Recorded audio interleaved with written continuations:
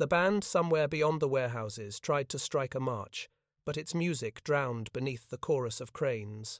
Their steel throats groaned and whined, swinging cables as thick as a man's arm. Electric motors hummed instead of steam pistons.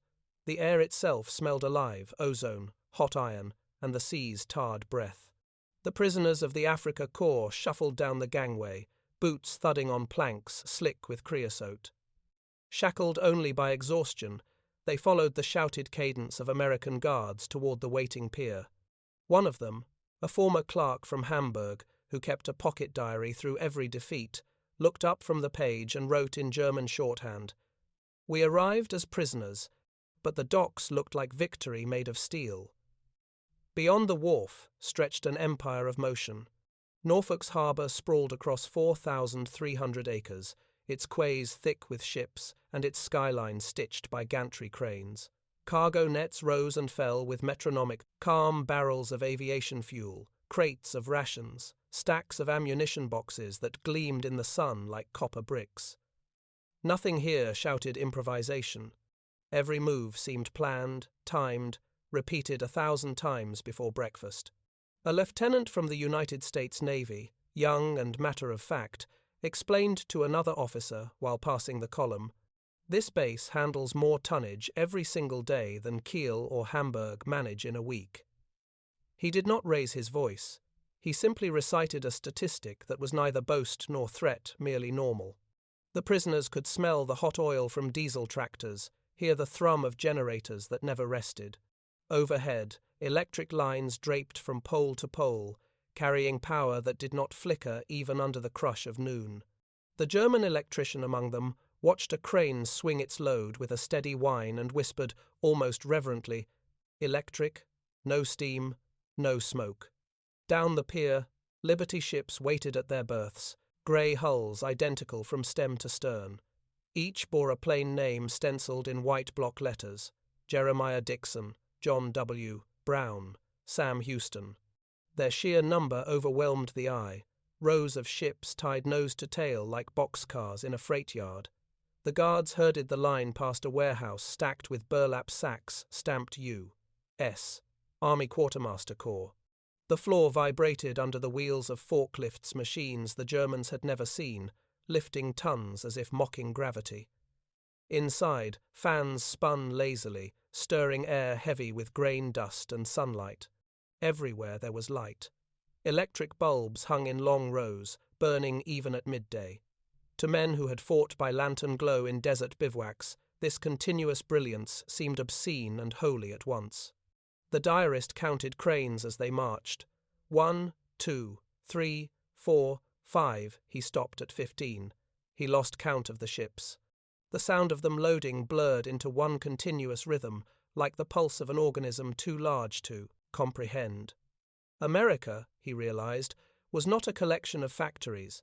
It was a single factory spread across a continent. A guard who spoke passable German tried conversation. "You folks came on the Henry T. Allen, right? Liberty ship, built in 28 days up at Baltimore." The prisoner blinked. 28? The guard shrugged. "That's slow now. Richmond Yard does one in 2 weeks if everything shows up on time." If everything shows up on time. The phrase rolled through the column like a wind. In Germany, if everything shows up had become the soldier's black joke, an expression of scarcity. Here it meant only scheduling. They halted near the railhead where freight cars waited behind an endless line of trucks. Each truck carried fuel drums or tinned food or uniforms, nothing improvised, nothing short. Men in denim overalls moved between them, unhurried but without pause. Every gesture declared abundance as routine policy, not spectacle. A siren wailed across, the yard shift change. From the warehouse poured hundreds of civilian workers, women in trousers, men too old for the draft, boys barely shaving. They laughed, smoked, and walked toward the canteen, while another shift replaced them with the precision of gears sliding into mesh. Work continued as if time itself were on payroll. One prisoner murmured, "This is not chaos. It is order disguised as noise." Another answered, It is war without soldiers. Through the shimmering heat, a new hull rested on greased timbers at the edge of the river. Its plates were still red with primer, its seams chalked with inspection marks. Welders crawled along the keel like ants with sparks for wings. A brass band assembled near the bow. A woman in a white dress raised a bottle of champagne, and the hull slid toward the water with a groan that became applause. The splash sent spray across the dock where the prisoners stood. A launch ceremony in Germany meant speeches, banners, officials. Hear it lasted 10 minutes. Then the workers went back to welding the next one. The prisoner's interpreter, a teacher before the war, tried to explain the difference. For them, this is not celebration. It is schedule. By late afternoon, the prisoners were loaded onto passenger cars, not cattle wagons. The seats were upholstered. Ceiling fans stirred the heat. Each man received a sandwich wrapped in wax paper and a tin cup of cold milk. As the train began to move inland, the diarist looked through the window at the harbour receding into haze. Cranes still swung. Trucks still rolled. A new ship's siren announced another launch. The air shimmered with sunlight and steel. In his notebook, he wrote one sentence in cramped script. If they can build ships faster than we can sink them, then the war is arithmetic. The harbour lights glowed like constellations reflected in water. The cranes kept moving long after the train had vanished beyond the trees. Somewhere, a guard, tired but content, hummed a tune from the bandstand. Behind him, another Liberty ship slid from the ways, hitting the river like punctuation at the end of a statement too vast for words. The prisoners would sleep that night thinking of the smell of hot metal and the sound of engines that never stopped. They had glimpsed something that did not belong to victory parades or speeches, something quieter and more terrible. Efficiency turned into destiny. They were soldiers, no longer. They were witnesses. And in the clangour of Norfolk's docks, amid cables and cranes and ships rolling into being every few days, they understood, perhaps for the first time, that they had entered the heart of a machine that could not lose. The Liberty ship that carried them westward creaked like a living thing.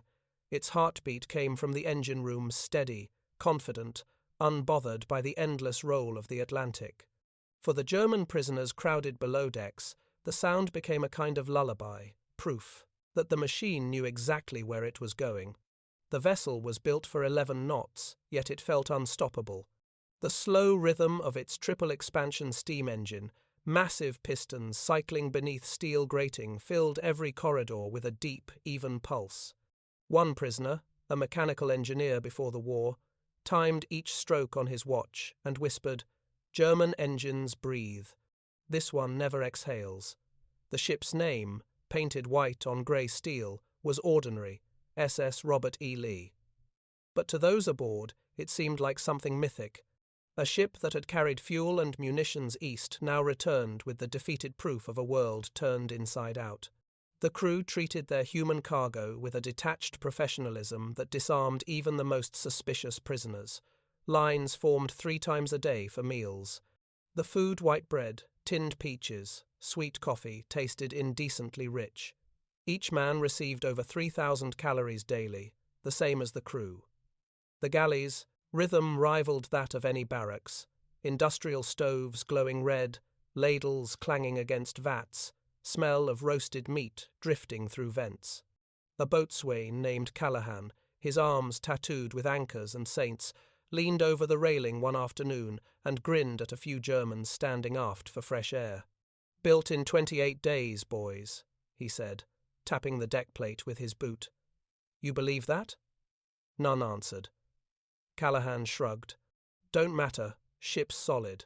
Next one'll be out the yard before this one's back." For the prisoners, men trained to believe in the precision and superiority of German industry, the claim sounded like mockery. But they'd seen Norfolk's forest of cranes and the yard's endless river of hulls. They knew it was true.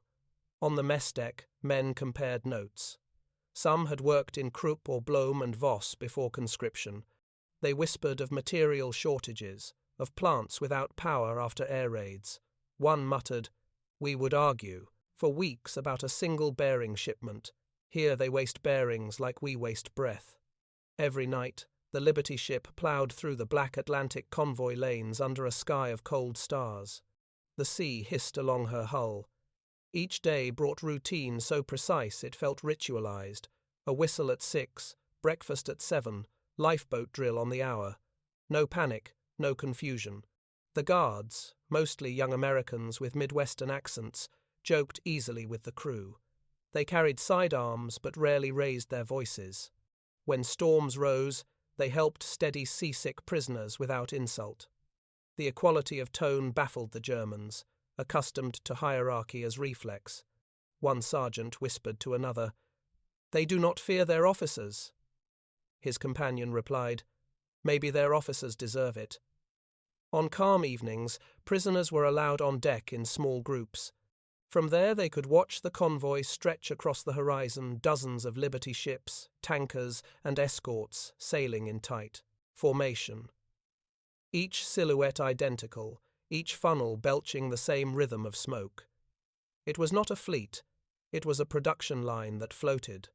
A British corvette signaled across the waves, lamps blinking in coded light. The American officer on the bridge read the message aloud. Convoy speed steady at 11 knots, no enemy sighted. The phrase sounded like poetry to men who had spent years running from Allied bombers. 11 knots, constant, predictable, a speed that could cross oceans while empires crumbled. Down below, the prisoners talked in whispers. Some cursed their fate. Others, quietly, admired it. One young corporal said, "If we had built like this, we would not have lost Africa." His superior frowned. "If we had built like this, we would not have become what we are." 2 nights later, the ship's cooks threw spoiled bread into the sea. The sight struck the prisoners harder than defeat. The loaves floated briefly before sinking into the dark, trailing crumbs, like a surrender flag. "They feed the ocean," one muttered, "because they can." On Sunday morning, the crew held a brief service on deck. The chaplain read from a small Bible, his voice carried by wind and diesel hum, "Cast thy bread upon the waters." The irony was not lost on the Germans. A guard passed around cigarettes afterward, American brands the prisoners had only heard of. Lucky Strike, Camel. They tasted of paper and victory. The voyage lasted less than 2 weeks. They crossed 3,000 miles of ocean in a ship built in less than a month, fed better than soldiers on the front, guarded by men barely old enough to shave. When the Statue of Liberty rose pale in dawn light, it seemed more like an industrial product than a symbol, a statue that, like the ships beneath it, had been forged, assembled, and installed with purpose. The diarist wrote his final Atlantic entry before they reached land. "We travelled in a ship made of identical pieces, built by anonymous hands, propelled by the same fuel that lights their cities. They fight with production, not slogans. Every rivet here argues against our whole philosophy." He folded the page and closed the notebook as the skyline of New York came into view. Cranes again, taller than cathedrals, bridges gleaming in morning haze. The harbour was full of ships, each one a clone of the vessel that had carried them. They slid silently past, others loading wheat, ammunition, and trucks bound east. The war's return current flowed endlessly. When the ship docked at Pier 90, a band played "The Star-Spangled Banner." No one saluted the prisoners, no one jeered. The Americans simply unloaded the next convoy, while another ship already waited in the slipway. For the men in grey, still wearing the desert dust of Tunisia, it was the final revelation. War, they realized, was not decided by courage or even genius. It was decided by the number of engines that turned without rest, by the factories that never slept, and by ships like this, one ordinary, replaceable, and utterly inexhaustible. They had crossed an ocean inside a miracle of steel and schedule, and before the train carried them inland, one prisoner whispered the sentence that would follow him through captivity and through life. "They do not conquer us because they hate us. They conquer us because they can build forever." The train began to move just after dusk, steel wheels finding their rhythm on rails that gleamed like drawn wire. The prisoners filled the Pullman cars, 4 to a seat. guarded by young American soldiers whose uniforms looked new enough to still smell of canvas dye. The air was heavy with heat and the scent of coal smoke that seeped through the vents, but the men hardly noticed. Their eyes were on the windows. Outside, America unfolded an unbroken geography of motion and light. Even in the smallest towns, electricity burned as if the night itself had been outlawed. Street lamps traced avenues, through neighborhoods of wooden houses, each with a porch bulb left on. Factories glowed like furnaces behind chain-link fences. Trains passed in the opposite direction, long strings of boxcars piled with lumber, trucks, and aircraft engines. A sergeant from Bremen murmured, "They build all night." The guard sitting near the aisle heard him and answered without looking up from his magazine. "Sure. Third shift," he said. "Plants don't close anymore." He said it with such casual certainty that it sounded less like pride than gravity, something that simply was. The prisoners sat in silence. They had come from a continent where blackouts meant survival, where light invited bombers, where darkness was safety. Here, the light was a promise. Production would not stop. One of them, a former machinist from Essen, pressed his forehead to the window glass and whispered, "They treat electricity as air, endless." At a midnight water stop, the prisoners stepped down to stretch their legs. The platform lights burned white and constant. Vendors sold sandwiches, cigarettes, and newspapers to travelers at an hour when German towns slept in ruins. The headlines spoke not of shortages but surpluses. New record output in Detroit. Liberty Fleet reaches 2,000 mark. Even the ink smelled rich. The guards did not bark orders. They merely gestured. The prisoners obeyed automatically. But what unnerved them was not discipline, it was how unnecessary shouting seemed here. The Americans moved with the quiet efficiency of men who had never doubted they would win. As the train climbed into the Appalachian foothills, morning light revealed the arteries of a nation at full pulse.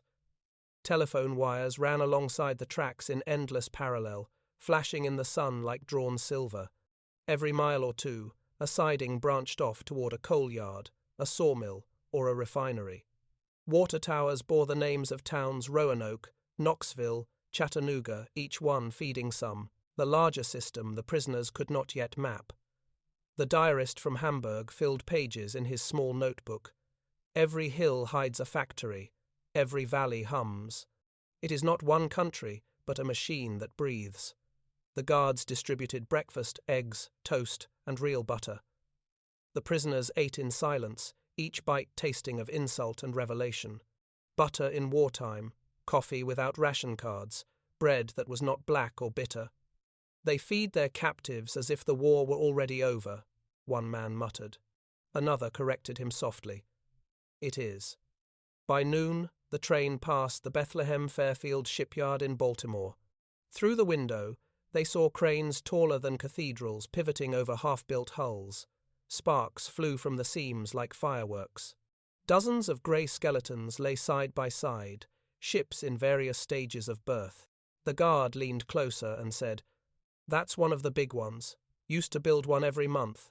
Now they finish 2 a week." A corporal from Munich laughed bitterly.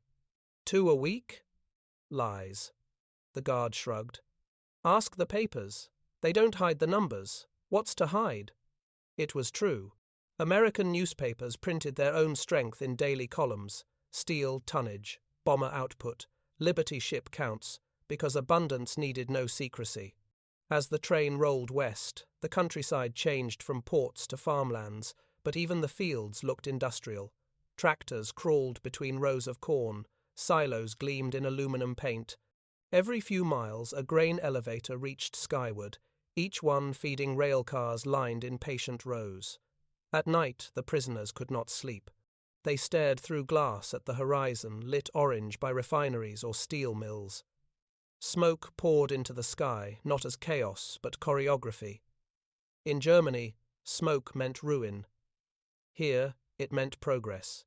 One prisoner, once a university student from Leipzig, whispered to his neighbor, "They have unified every motion, factories, trains, ships, into one purpose. It is not patriotism. It is engineering." His neighbor nodded slowly. And they never stop. At a junction near Cincinnati, the train paused to let a convoy of flat cars pass, each carrying trucks still painted with factory primer. The Germans counted 1, 2, 3. By the 40th car they stopped. The convoy went on for nearly 10 minutes. An American guard grinned. That's Detroit sending Christmas to the front. Through the open window drifted the smell of oil, tar, and warm metal, the perfume of modern war. The diarist wrote, "We thought war was a contest of soldiers. Here it is a contest of engines." Past midnight, as the train wound through the dark Midwest, towns appeared and vanished like sparks. Neon signs burned over diners. Silos glowed faintly under floodlights. Even at this hour, the country hummed. The prisoners realized that America did not sleep. It only shifted work to another time zone. When they finally stopped at a small station in Tennessee for water, a conductor explained to a guard within earshot. "Third shift loading at Oak Ridge tonight." The prisoners didn't know the name yet, but the words third shift struck them like scripture. They returned to their seats in silence. No one spoke until dawn, when the first farms of Kentucky rolled by white fences, red barns, children waving from porches as if a train of enemies were nothing more than morning news. The diarist closed his notebook and stared out at the endless rails ahead. "We are traveling through a miracle," he said quietly. "But no one here calls it that. They call it Tuesday." When the sun rose full, the fields glowed gold, and the smoke from distant mills curled upward like morning prayers. Inside the Pullman car, the prisoners sat wordless, watching a nation that had transformed industry into faith. Every mile of track, every glowing factory window, whispered the same message. The war had already been decided, and the decision was being manufactured in real time, mile by illuminated mile. The train slowed before sunrise, brakes hissing like distant surf. Through the misted windows, the prisoners saw barbed wire glinting, wooden guard towers, and rows of tar paper barracks stretched in mathematical precision across the prairie. A sign by the siding read, "Camp Clinton," though some would later call it the University of Defeat. It was one of more than 500 prisoner-of-war camps scattered across the United States, so many that even the guards sometimes lost count. The German column stepped down onto gravel, still warm from the train's wheels. Dew glistened on the wire. The air smelled of cut hay and diesel smoke. A bugle sounded somewhere beyond the fence line. Not military alarm, but routine breakfast call, for guards, factory shift for civilians, everything synchronized as if war were merely another schedule. A corporal from Bremen whispered, "So this is captivity?" He had expected mud, dogs, shouted orders. Instead, there was order, efficiency, even civility. Rows of barracks stood freshly painted, roofs tarred against the summer sun. Each window held a screen to keep out flies. Electric bulbs burned inside. The sight of light bulbs stunned them more than the wire. Electricity, again, everywhere. An American officer in khaki read the regulations through a megaphone, curt but polite. "You will receive 3 meals a day, work details as assigned, letters home permitted weekly, medical care available at Infirmary Building number 12. Then he added, with the same dry tone used in factories, "Complaints to be submitted in writing." That morning, they were issued denim uniforms marked PW in black stencil, steel mess tins, and blankets that smelled faintly of soap. Their first meal, oatmeal, eggs, coffee, arrived on metal trays that gleamed as if polished for inspection. One prisoner murmured, "Our soldiers in Russia would kill for this." Another corrected him quietly. They already did, and died for less. The camp was surrounded not by menace but by abundance. Beyond the wire stretched farmland in every direction, fields so vast they looked like continents of corn. In the distance, a grain elevator rose beside a siding where freight cars waited in neat lines. Even captivity existed within the same industrial logic the Germans had witnessed since Norfolk. Everything counted, everything moving. By afternoon, work details began. Some prisoners were assigned to cut timber, others to load hay bales or repair fences. But a select few engineers, mechanics, men with technical backgrounds were marched toward the local factory complex under guard. Their task: assist with maintenance at a nearby agricultural machinery plant converted for wartime production. To their astonishment, civilians greeted them with curiosity rather than hostility. The foreman, a middle-aged man in oil-stained overalls, introduced himself as Bill, offered cigarettes, and said, simply, "Don't break nothin'. We're on a schedule." Inside, the factory pulsed like a smaller version of Norfolk. Conveyor belts carried castings, welders flashed blue arcs of light, women in coveralls operated milling machines with practiced rhythm. The Germans could not help watching the pace steady, almost musical. The foreman clapped one of them on the shoulder. "You boys built tanks, right? Same thing here. Gear's gear. Just runs on corn instead of petrol." He laughed. It was not mockery, just the confidence of a man who had never doubted his tools. The prisoners repaired lathes, aligned bearings, measured tolerances. Every tool they requested appeared within minutes. When they asked where spare parts came from, the foreman pointed to the rail spur outside. Every morning. Doesn't matter what it is, someone's making more of it somewhere. That sentence lodged deep in their minds. Someone's making more of it somewhere. It was not boasting. It was arithmetic. Production had become geography, an empire without borders, its provinces connected by schedule and steel.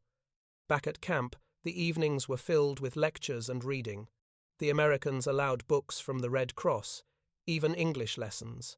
The camp library included Hemingway, Steinbeck, and technical manuals on diesel engines. A university professor among the prisoners began giving classes on mathematics and physics. Soon, dozens attended, drawn by the hunger to understand not just numbers but the system that had defeated them. When the lights went out, the camp glowed faintly under floodlamps. Some prisoners lay awake listening to the far-off rumble of freight trains. The sound reminded them of Europe, but here, trains ran toward fullness, not famine. They carried food, lumber, machines. In Germany, they had carried refugees, rubble, or worse. One night, rain drummed against the roof, and a guard paused outside a barrack to smoke. Through the window, a prisoner asked, in English, "Why so kind to us?" The guard exhaled a ribbon of smoke and said, "Because we can afford to be." Then he flicked his cigarette into the mud and walked away. Weeks passed. The prisoners gained weight. Their uniforms faded in the sun. Work details expanded to farms and sawmills. They were paid small wages, credit redeemable at the camp canteen. For the first time since captivity, they bought things: razors, chocolate, postcards. The act itself felt revolutionary commerce as mercy.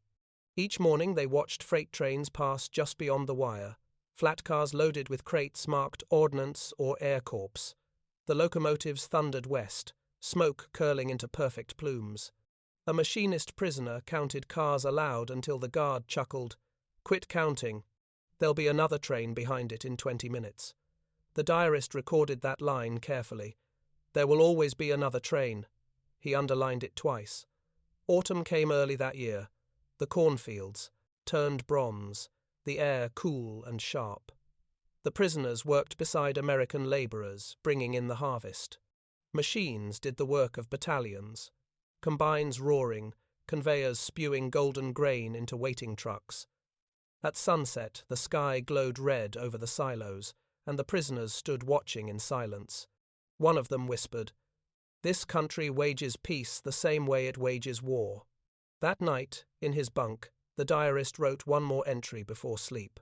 "We have seen their factories, their trains, their ships. Now we see their fields. Each stalk, each rivet, each wheel obeys the same law motion without exhaustion. We mistook speed for chaos, but it is rhythm. We mistook plenty for waste, but it is power. We mistook work for noise, but it is faith." He closed the notebook and listened to the sound of another train rolling east toward the sea. It would carry steel, engines, and men to places where the war still burned. Here, in the center of a continent that glowed at night, like a forge, the prisoners finally understood what their officers never had. America did not win battles, it built inevitability. By the time autumn burned the cornfields gold, the prisoners no longer flinched at the sound of locomotives. The thunder of American freight trains had become background music to captivity, steady, mathematical, reassuring. To men who once measured days in artillery barrages and hunger, that rhythm meant order. Each morning, a new work detail marched out under clear skies to the nearby factory complex. The guards joked, the prisoners carried tools, and the same whistle that called civilians to their shifts called the vanquished as well. But here, the line between labor and punishment had dissolved. The Germans worked not under duress, but under curiosity, trying to understand the civilization that had beaten them without hatred. The plant itself was a living thing. Steam vented from its roof like breath. Conveyors clattered endlessly. The smell of oil and hot steel mixed with the faint sweetness of paint and tobacco. Inside, American foremen barked instructions in clipped tones that carried no cruelty, only urgency. The prisoners noticed something unsettling. Nobody feared the overseers. Workers argued, laughed, even sang above the din. Efficiency here came not from obedience but from confidence. In one corner of the assembly hall, women riveters in bandanas stood atop scaffolds, firing air guns that hammered bolts into tractor chassis. The rhythm was hypnotic, thousands of impacts forming a single harmony. When one machine jammed, the entire line adjusted seamlessly, workers shifting stations, fixing, continuing. There was no shouting, no chaos, only continuity. The diarist from Hamburg, now working as a draftsman assistant, recorded, "In our factories, everything stops when one gear fails. Here, the machine heals itself." He watched as an American engineer demonstrated a jig for aligning axles. The tool was crude, but ingenious, adjustable, modular, idiot-proof. "Standardization," the engineer explained, wiping his hands on a rag, "means anyone can fix it, anywhere. Same with ships, same with tanks, same with liberty." He grinned at his own pun and walked off. The prisoner wrote the word standardization in capital letters across his page, then underlined it, twice. At noon, the lunch whistle blew. Prisoners and Americans ate side by side in the yard, under the shadow of the silo. The food came in tin trays, beef stew, bread, coffee thick enough to float a spoon. One American woman, a welder with grease on her cheeks, offered her apple to a captured lieutenant. "Too sour for me," she said with a wink. The gesture disarmed him more than any interrogation. He had not seen an apple since Tunis. After lunch, the prisoners were shown a short film in the plant auditorium. Steel, the backbone of victory. Narrated by a calm male voice, it showed furnaces pouring molten metal, trains, hauling ore, cranes feeding factories. The images moved too fast for the eye to rest. When the lights came up, an older German officer murmured, "They fight with pictures too." That evening, as the prisoners returned to camp, the sky above the horizon pulsed red from the foundries. It looked like distant war, but it was only production. The guard walking beside them said, "That's Gary, Indiana. Never sleeps." One of the prisoners replied quietly, "Neither does your country." Back inside the wire, the canteen radio played swing music, its bright horns echoing across the yard. Some prisoners tapped their boots to the rhythm, unconsciously aligning with the beat. The diarist wrote that night, "They turn rhythm into energy and energy into victory. We marched to drums, they marched to machines." Weeks passed. Letters arrived from families in ruined cities, Bremen, Hamburg, Cologne, describing bombings, ration lines, blackout curtains.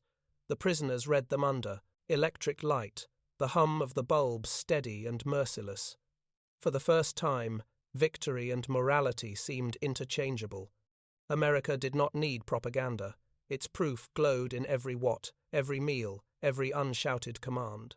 On Sundays, a chaplain held services in English and German. He spoke of forgiveness, of rebuilding. His Bible lay beside a stack of engineering blueprints, two faiths sharing one pulpit. When he finished, he looked over the crowd and said, "Gentlemen, you've seen what we build when we fight. Wait till you see what we build when we're done." The words lingered long after he left. That night, from his bunk, the diarist heard another freight train moan past, its wheels clicking like a clock counting down not to defeat, but to revelation. He opened his notebook one last time. They build with mercy the way we built with iron. Their factories forgive mistakes, their system forgives men. That is the real weapon. That is why they will win everything, and rebuild even those they destroy. He closed the book. Outside, the whistle blew for the midnight shift, another sound of a world remaking itself in the dark. Snow fell in slow, deliberate spirals, dusting the camp in silence. The barracks' roofs glowed faintly beneath floodlamps, and the razor wire wore a crown of frost. The war seemed impossibly far away, muffled by the steady rhythm of American routine. Inside, the prisoners of war gathered near the coal stove, reading newspapers aloud by their guards. Even the headlines felt unreal. Liberty Fleet passes 15 million tons. Ford builds B, 24 inches, 59 minutes. They read aloud the numbers, as if reciting a prayer they could not translate. 1 million tons, 10 million tons, 59 minutes. The diarist wrote in the margin, "They measure time in production." That afternoon, the camp received a shipment of supplies from the quartermaster corps, food, tools, clothing. It arrived not in small deliveries but in a convoy that looked like an invasion of generosity. Dozens of trucks unloaded crates marked U.S. Army property, canned fruit, blankets, new boots, even baseball gloves. The Americans logged every item with mechanical calm, their pencils sharp, their movements precise. There was no confusion, no shortage, no improvisation. A prisoner murmured, "We could not organize a retreat with such order." Another replied, "They organize abundance." After lunch, beef stew and white bread, the guards escorted a work detail to the rail yard. There, the prisoners saw the miracle in motion again. Rows of freight cars filled with food, coal, and machine parts. Each bore a chalk mark indicating destination and schedule. One of the American logistics sergeants explained, "Nothing stops, not even snow. The railroads are the veins, the trains the blood." He tapped his clipboard. "This is how we keep the world alive." The Germans stood silent.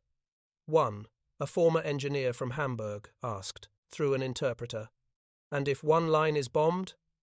The sergeant shrugged. "We reroute. There's always another line." That phrase struck them with almost theological force. There's always another line. In Germany, they had watched trains vanish into rubble for want of rails or fuel. Here, redundancy itself was strength. The system did not fear failure, it absorbed it. Back in camp, the canteen shelves overflowed with goods. Coca-Cola, Hershey bars, soap, canned peaches. Prices never changed. The 5-cent coin ruled the small world behind the wire as reliably as it ruled the rest of America. Prisoners earned their wages from work and spent them without ration cards. It was commerce without scarcity, an idea that had once seemed as mythical as dragons. Letters arrived from home that winter, written in faint pencil on thin paper. They spoke of hunger, bombings, blackout curtains. The men read them quietly, then folded them back with trembling hands. In those letters, Germany sounded like a civilization receding into prehistory, darkness and cold. Bread made from sawdust, sugar replaced with beet syrup. Here, they stirred real sugar into coffee every morning. The contrast no longer felt like humiliation. It had become revelation. At Christmas, the Americans arranged something extraordinary. The Red Cross distributed packages filled with cigarettes, soap, and chocolate. Local families sent baked goods, handmade scarves, and postcards bearing greetings in English and clumsy German. The camp mess hall served roast turkey, mashed potatoes, and pumpkin pie, the same meal eaten by soldiers across the continent. The guards even played records while the prisoners ate. When the first bars of White Christmas echoed through the hall, several men wept. Not for the song, but for what it implied that a nation could be so certain of survival it sang about peace while fighting a global war. Afterward, the chaplain stood and said simply, "Gentlemen, may you never be hungry again." No sermon followed. None was needed. In the following weeks, the snow deepened. Work slowed, but the camp never stilled. Trains still passed beyond the fence every hour, locomotives steaming through the cold like patient beasts. Each carried proof of the arithmetic that ruled this new world. Production multiplied by compassion equaled victory. The diarist wrote by lamplight, his pen scratching softly. Abundance here is not an accident. It is law, enforced not by fear but by system. Every truck, every train, every crate obeys it. This country manufactures mercy as efficiently as it manufactures machines. When spring finally came, he looked out across the thawing fields and saw children from nearby towns waving to the prisoners as they worked. The gesture felt like the final equation solved. They had seen the factories, the trains, the ships. Now they saw the people and realized that the true engine behind all of it was belief. The diary closed with one last line. They do not build because they must win. They win because they build. The journey south began before dawn. 50 prisoners and a handful of guards boarded a troop train bound for the Gulf Coast, another work detail, they were told, though the details remained secret. For 2 days they crossed America's inner empire. Endless rail yards, refineries that glowed all night, cities pulsing with the hum of machinery. They passed through Memphis, Baton Rouge, Lake Charles, each stop revealing another variation of the same pattern. Everywhere they looked, America was building something. When they reached the port of Houston, the air changed. It smelled of salt and oil and paint of things freshly made. Beyond the fence line, the prisoners saw it. A forest of cranes moving in perfect choreography over a sea of steel hulls. Each ship sat at a different stage of berthplates being welded, masts lifted, engines lowered like hearts into open chests.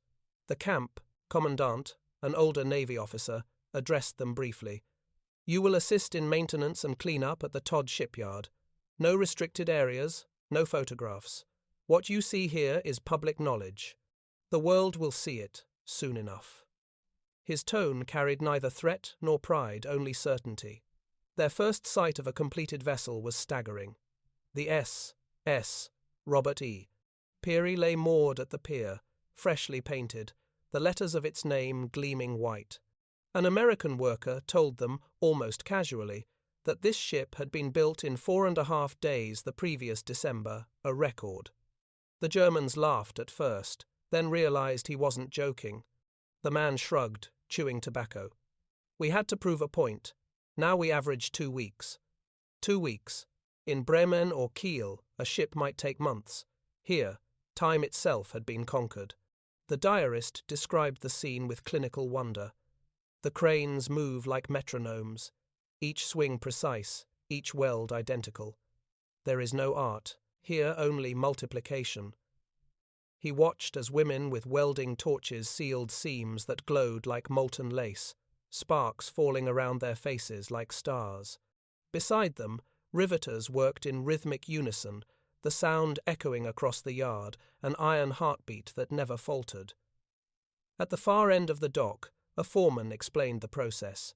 Liberty ships, he said, were built from prefabricated sections, 250 of them, stamped out by machine presses and shipped by rail from factories across the country. "We don't build ships," he said, smiling. "We assemble them. Like toys, except these toys carry victory." The Germans exchanged glances. The concept defied everything they had known about shipbuilding, about war, about limits. One officer whispered, "They have turned the shipyard into a factory. They have turned the sea into a conveyor belt." At lunch, the prisoners ate sandwiches and drank coffee with the dock workers. The Americans spoke freely about production quotas and bonuses, about new housing projects and cinemas. To them, the war was not desperation but employment. The same men who built ships by day went dancing by night. That evening, the prisoners watched a launch ceremony. The newest Liberty slid into the water amid cheers, a brass band playing Anchors Aweigh. Children waved flags, women threw flowers, and whistles roared across the harbour. The ship's hull struck the sea with a sound like applause. The diarist wrote, "It is not propaganda when the workers cheer. They cheer themselves. They know they are part of a machine that cannot lose." After the ceremony, an American naval engineer spoke briefly to the assembled crowd. His words were simple, almost mechanical. Every 7 days, 1 ship. Every day, 4,000 tons. Every hour, victory multiplied. The Germans did not applaud, but they listened, and the arithmetic sank in. Back in their barracks that night, the prisoners could still hear the clang of hammers echoing across the water. It continued long after midnight, relentless and calm. One of them muttered, "We built tanks like craftsmen. They build empires like accountants." The diarist closed his entry with a single observation that carried the weight of revelation. This is not industry serving war. This is war serving industry. They have made abundance their strategy. Their enemy is scarcity, and they have already defeated it. Beyond the wire, another Liberty ship's keel was already taking shape. Its name, painted on a wooden board at the foreman's station, read simply, "Freedom's Answer." By spring, the German prisoners had ceased to measure time in days. The rhythm of the shipyard replaced calendars. They woke to the same chorus of horns and hammers, ate to the tempo of welding torches, and fell asleep to the distant clang of rivets striking hulls. It was not monotony, it was doctrine. Every sound declared a single truth: nothing stops.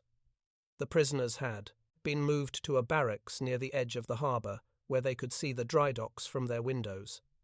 Each morning they watched Liberty ships rise from scaffolds like steel crops from fertile soil. The air shimmered with heat and sparks, and the smell of oil and paint became the smell of victory itself. The diarist wrote, "In Germany we worshipped perfection, here they worship completion." He meant it literally. The Americans valued speed over elegance, sufficiency over precision. Welds were rough, edges unfinished, but the ships floated, and more importantly, they multiplied.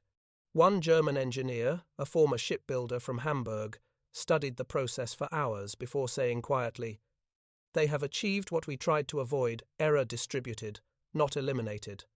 Their strength is in imperfection shared among thousands."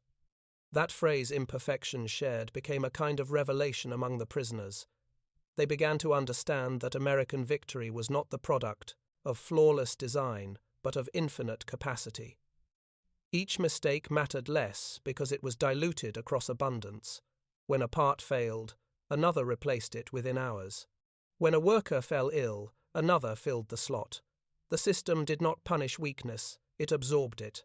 During one shift, a prisoner asked an American foreman how the plant could operate with so few officers directing the work. The man laughed. "We don't need generals here. We've got blueprints and breakfast."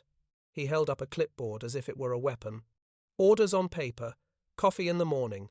That's how you win a war." In Germany, the diarist reflected, command flowed downward from a handful of men. Here, it rose upward from a million decisions made by ordinary hands. Liberty ships were not the triumph of a leader, but the multiplication of trust. Each week brought a new ceremony. Another ship slid into the sea, christened with a bottle of American champagne or, when sugar was scarce, Coca-Cola. Bands played, children waved flags, and the same words echoed through loudspeakers. "For every one they sink, 10 will replace her." The mathematics of faith. The Germans began to notice subtler things. The workers were not afraid of supervisors. They joked, improvised, even criticized their bosses aloud, yet the line never slowed. The system's confidence came not from fear, but from freedom. "Freedom produced order," the diarist wrote, astonished. "We built discipline to control men. They built liberty to control machines."